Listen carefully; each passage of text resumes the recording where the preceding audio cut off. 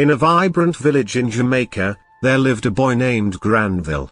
From a young age, he was enchanted by the rhythm of the island. While other kids played football, Granville found himself swaying to the drumbeats echoing through the streets.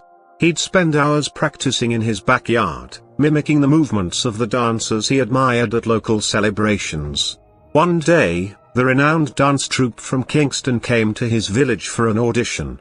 Granville felt a surge of excitement mixed with nerves. His heart raced as he watched older kids perform impressive routines. But Granville remembered his own practice, the countless evenings he danced beneath the stars. Taking a deep breath, he stepped forward. When it was his turn, Granville's body moved like water, fluid and free.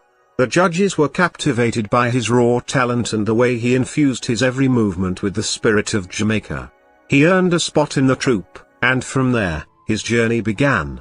Granville traveled the world, showcasing the beauty of Jamaican dance, spreading joy and culture wherever he went.